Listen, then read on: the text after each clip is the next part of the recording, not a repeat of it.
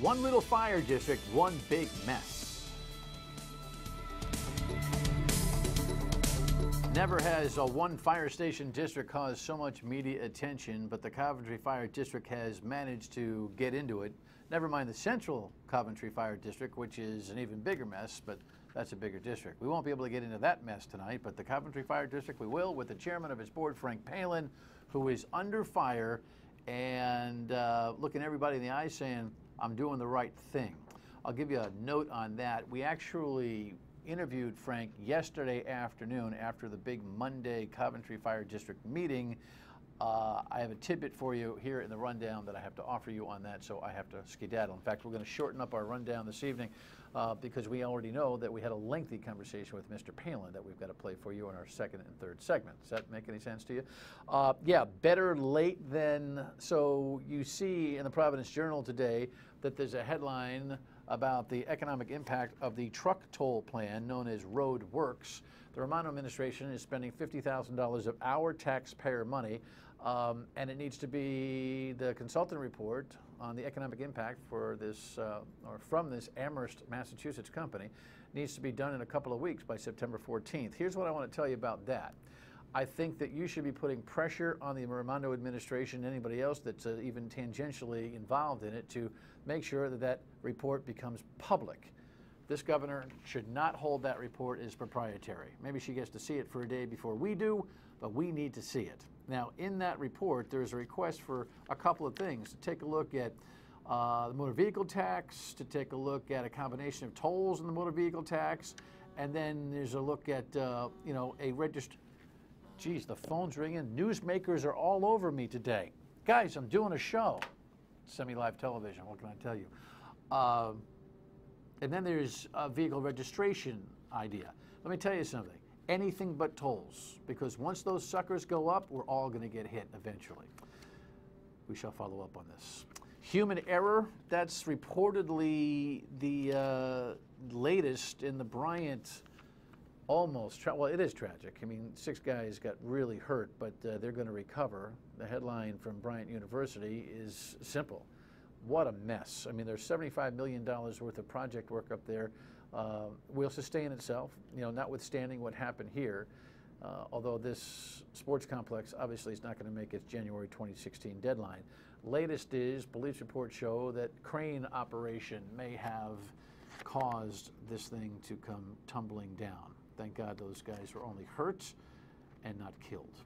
The Rhode Island State Police is now investigating the DCYF, and this is something that the Romano administration has done well. The headline shows that they're looking at potential financial problems there. You know, when you actually dig into a problem, you might find other problems. And so transparency at DCYF is obviously going to kick out some ugly dust, and the state police will be looking at some of the financial issues there. But the Romano administration has made a concerted effort to clean up DCYF, make it more efficient, and help the kids. So I give her thumbs up on that one. And the Pope steps into an abortion forgiveness mode here. But for those of you who think things might change here in Rhode Island, they haven't. The Pope has suggested that priests directly now can offer absolution to women who have had abortions and doctors who have performed them. But the bishop says, guess what? We've already been doing it. Most dioceses have had permission to do that for many, many years. So while it's a wonderful gesture on the part of the Holy Father, on the level of practice, it doesn't make a whole lot of difference for us here in Rhode Island. Right, so a Jubilee year is what the Pope is celebrating here. He's trying to bring some Catholics back. That's a good thing. Your state of mind is important to us. Give us a ring at 228-1886. Email us at stateofmind@myritv.com. Facebook post, all that kind of stuff. Because we're kind of skedaddling to our interview, I'm going to wait on that one this evening. Just a note, development in the Coventry Fire District story before or after our taping of yesterday, which won't be in our discussion because it just happened today. Tim Williamson, the former state representative and solicitor for the fire department in Coventry, the Coventry Fire District, resigned that position. Tim's up for a judgeship. I don't know if those two are connected. We'll try to get more details on that. But that's the development in the Coventry Fire District situation. He has been trying to make sense and has been in the middle of negotiations with the fire union, so that is kind of provocative. When we come back, Frank Palin, the chairman of that Coventry Fire District Board, in a very candid conversation. Stay with us. Never has there been such consternation over such a small geographic space in media, the press, the public, as is going on with the Coventry Fire District, formerly known as the Anthony Fire District. There's like 9,000 people in this district, and everybody in southern New England is paying attention to this can't make the payroll thing. Here's the headline from 2 nights ago. The board almost voted to lay off the entire, 14-member contingent of the fire department. And here's Eyewitness News taking a quick snippet of the evening's festivities. The Coventry Fire District is staying open, at least for now. We don't have enough money. We've got about $24,000 in the bank right now, and that's it. In Monday's fire district meeting, the board was scheduled to discuss laying off all 16 firefighters, but the board voted to delay that conversation. Their chairman, Frank Palin, says there's no money left to pay them. We're going to cross that bridge when we get there as far as a decision to work. More than likely, I think we're going to have a same type of predicament we had at Central Coventry, where I think our members will end up showing up to work regardless of the money. So there's the union president, Mr. Gorman, who's been here before and who may come here again after hearing Mr. Palin, the chairman, discuss this issue. Frank, nice to have you. Thank you. Nice to be here. Well, really, do you step aside or do you step outside this whole thing and think about how much attention has been drawn to such a little tiny fire district? You know, 1 fire station, 14 employees. I think the sensational aspect of Chief Labadie last winter put us under the microscope. But at the same time, I think the public in general realizes this is a microcosm of what is taking place in the entire state. What happens here in our little fire district is probably going to happen over and over and over again until it probably reaches Providence or Rhode Island. In fire districts or in other... In general. In other municipal functioning In other municipal functioning. Take the state of Rhode Island. You have 2 casinos that are opening up in Massachusetts. We get a considerable amount of our revenue from those casinos. When they open, who's to say this casino doesn't pull out? We just took a chunk and we're in big trouble. I don't see the comparison. I'm just talking about not having enough money, overspending. In general. Overspending in general, controlled by unions everywhere in the entire state. The General Assembly kowtowing to the unions. It's not in the best interest of the public. Is there a way, and we'll get into some of the specifics here, is there a way that you can approach this conversation as a principal player in it without anti-union rhetoric? It's very difficult to. It's very difficult. No, Dan, I can't. However, one of the things that pretty much everybody, including the people from the union, the town, some members of the board of directors, they don't realize how hard I've been working to save the district. I've gone to the town council a number of times. I've sent letters. I've been pressing to do it. The layoffs that we were going to talk about last night that was tabled was actually designed to save the district. How? We would have saved, through the end of the fiscal year, $640,000. That would have cut our deficit.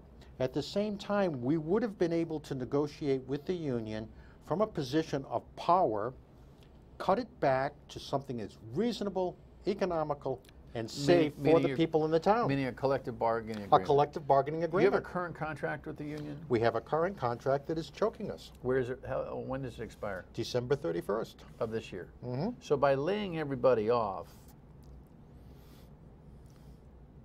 you think you could have got fire assistance from the other districts? I think we would have. We received verbal commitments. Chief Warren spoke to the fire chiefs in all the different areas, cities and towns that are surrounding us. Verbally, they said they would do it for a while. There were letters that came out officially saying they didn't know if they could do it, but I'm pretty confident that they would have. I wouldn't have been pushing so hard if I didn't think so. Do you think you would have, if you could have pulled the layoffs off, you would have hired all the firefighters back eventually? Not all of them, because I think in negotiations, we should have been at 12 firefighters for a long time. Go back to April 1st of 2011, we hired four new firefighters. They never raised the budget. they kept it level funding for the next 4 years, right into this past year, and that is part of the reason it created the deficit. That was $500,000 a year. We can run quite comfortably with 12 guys. Okay. You have a deficit accumulating of close to $1 million, correct? That's correct. Your annual budget's only 2.5. That's right. So you have a deficit that's 40% of your annual budget. We started with a $650,000 deficit at the beginning of the year. And how did it blow up? We didn't have enough money. There wasn't enough money in the budget. It would have been level funded, and actually I introduced a motion to lower it because I truly felt that the union could be negotiated with. I was wrong. Are the people of your district, the citizens, are they paying their bills on time? Some of them are, some of them aren't. I mean, is your ratio fair? Our collection rate is better this year, but it's not as good as surrounding cities and towns. How bad versus? Oh, we're probably collecting about 87%. Which is how much less than the other districts? We're short $300,000. So the people aren't paying their bills. Mm-hmm. Why? I think they're upset with the fire service, but at the same time, we're not a rich community. It's a lot of small, single-family homes in the $150,000 range, and a lot of seniors live there. I do house calls into these seniors' homes, and when you go into a house With your that's work, run with your with my work. job, You're and a when visiting nurse, correct? Or basically a yes, nurse practitioner, nurse but yes. practitioner, yes. But when you go in and you see a rundown house, a rundown yard, you know these people don't have enough money to pay their bills. How are they going to pay an increase in taxes? All right. You were elected to this position when? December of 2014. I was drafted, actually. Part of a kind of a revolution. Mm-hmm. But at the time, you were one of the ringleaders, excuse the term, of a budget cut for the district. I was all alone in that. There was a group that had been organized, and I didn't know any of them. I had had enough, and I went in on my own. I know parliamentary procedure pretty well, and I went in dead blind, didn't have one other person I had lined up for support, and just by acclamation, the reduction passed. Because a vote can happen, bang, in a meeting. Mm-hmm. You don't need an election time for No, you everybody don't. to come in. Happens right then and You've there. established elections since, We where the we- people have come and made all sorts of big-time decisions, and they've really kind of throttled down the whole financial existence of the place. The voters last June gave us our marching orders, Which was to? which was basically cut the budget and, if necessary, dissolve the district. Because they didn't fear that they'd be without fire and, I don't think ambulance? they did, and I still don't fear it. You don't fear it. No, I don't. Let me ask you this. Is the district necessary? No, I don't think it is. So you're chairing a board running a district that you don't think is necessary. We're about 3 square miles. But when you tell me you're trying to save the district, isn't that contradictory? No, because the Central Coventry District, which is next to us, which is much larger, is in worse financial shape than we are, and there's no way to work together at this point. It has to be down the road. The true way to resolve the issue is a municipal fire department, but not the way Dave Gorman wants it. He wants a merger consolidation in which, with union language in the contracts, their contract would carry over and it would start as a union fire department. I claim that you can start a fire department from scratch, float a bond issue to buy equipment, buy buildings, and if you have to buy it from the current fire districts, you can probably get it at fire sale prices, and then 3-year contracts for each firefighter, individual contracts. You have effectively blocked any union from coming in, and you've set up a structure that is reasonable and economical and safe. Well, you know, this is why people think you're a madman, my words, because they sense this anti-union sentiment. When we come back, we'll talk about how reasonable that is, and the lieutenant governor's involved, the council president talked to me on the radio yesterday. Listen to their comments when we come back. Stay with us.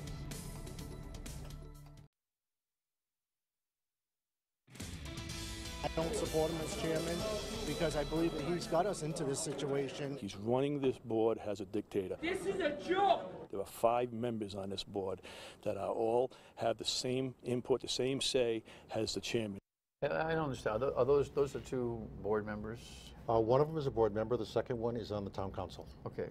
Who are those? Terry guys? McGee is on the town council. The He last was the guy? last one. Yeah. And the first one is John Cook, who was a former volunteer firefighter who used to work with Dave Gorman. Okay, meaning the president of the union. These guys have made it personal with you. In fact, Dave Gorman more or less told us that it's really about you. Do we have that radio cut from Dave Gorman? Jess, let's see if we can run that. Right now, we've offered to sit down with the board. Frank will not call that. We want to have a one-on-one conversation with the union executive board and the board of directors. Frank will not do it. So Frank's a hindrance, and he's if Frank steps aside and walks off into the sunset, I believe we can pull this district out of the financial mess it's in. Good when the personalities end up confronting each other in this way. Your reaction to that is what? I don't think he had anything substantive to argue about my position, so the only thing he was left with was something personal, because I'm the first person that I think has ever told this union no. And as far as meeting, we had it on our schedule last night. The union was notified 10 days ago that we would be willing to negotiate as a full board with their executive committee, but we wanted it in open session because we were tired of the secrets and the lies. Did you get a chance, by the way, we're recording this yesterday, so that's why Frank is referring to last night, but on Monday night, did you ask the union to negotiate terms of a different collective bargaining agreement in public? Tim Williamson reached out to him. The state representative, former state representative, and your legal counsel. And what did Tim say? Tim told us that he had said no, he wouldn't do it. He had proffered it with him prior to the meeting. Oh yeah, absolutely. No. Okay, so they've made it about you.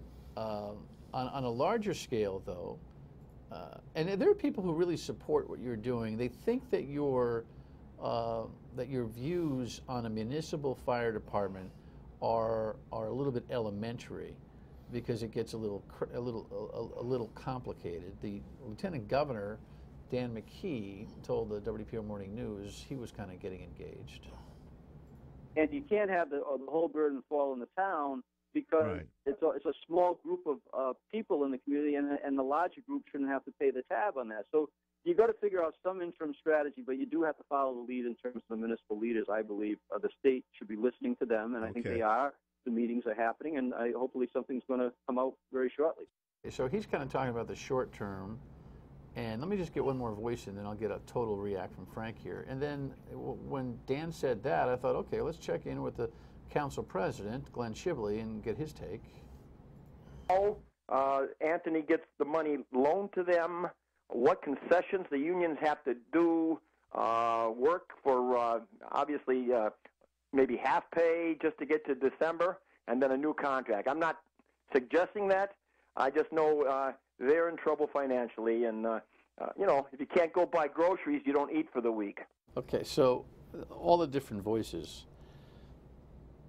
What is your end game here? I mean, I know that you would like to see a big systemic change and relieve the Coventry Fire District of its own responsibility. Bankruptcy is not in the offing here because the state doesn't want to come in. It's lost so much money or spent so much money next door with the Central Coventry Fire District, and they're now in the federal bankruptcy court. It's a mess there. So the state doesn't want to come in with its newfangled law.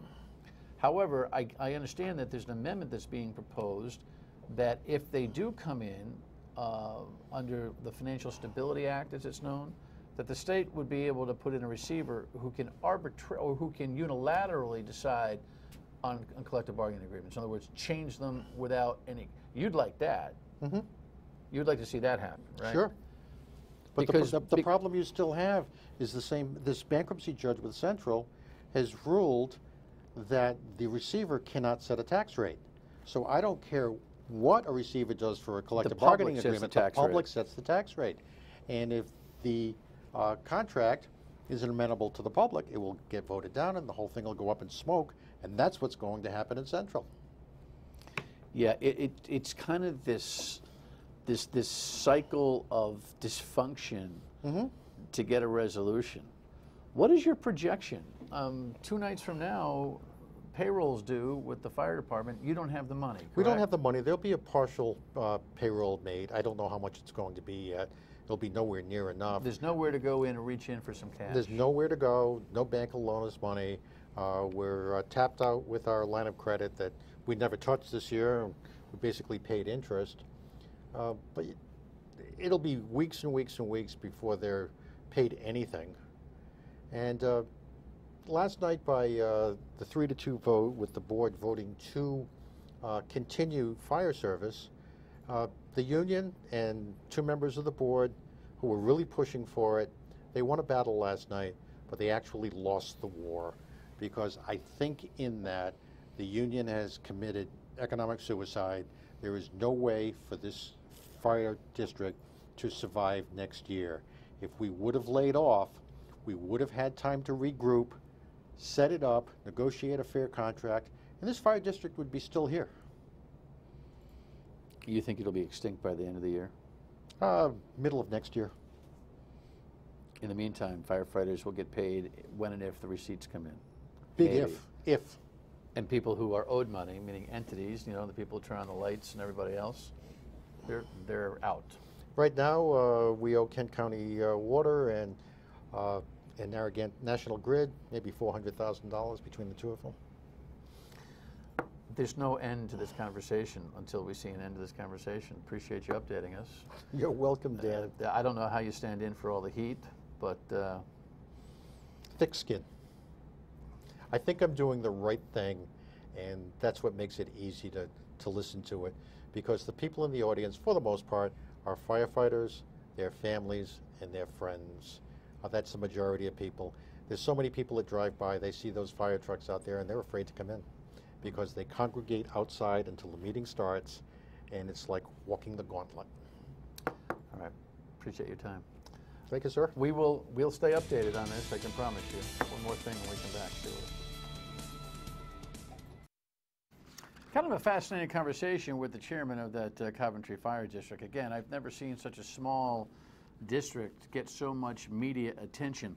And as I said to you at the beginning of the show, there's been a development. The attorney for that board, Tim Williamson, who is a pretty well-known, popular former state rep, and counsel for a lot of West Warwick government, resigned his position with the Coventry Fire District. Now, I'm still trying to figure out exactly why that happened, but I know that Tim Williamson was involved in the night-to-night, some dozen negotiations with the fire union, and now he's got the file, and someone else is going to have to pick it up. Interesting stuff. In the meantime, the Central Coventry Fire District is constantly immersed in its own bankruptcy problems, and our state taxpayer money has been spent to the tune of more than a couple $1 million, and that thing isn't resolved yet either. All righty, we're going to lighten up a little bit tomorrow night. Obviously, we will take a look at the news of the day. We got a look at a rugby project, something out of the ordinary. And then on Friday night, on this Coventry issue and issues like it, the Lieutenant Governor, Dan McKee, will be our guest for the Friday night program. And because Monday's a holiday, you may see that conversation on that day too. We'll see you on the radio tomorrow at noon until 3 on WPRO. Thanks so much for watching. Have a great night.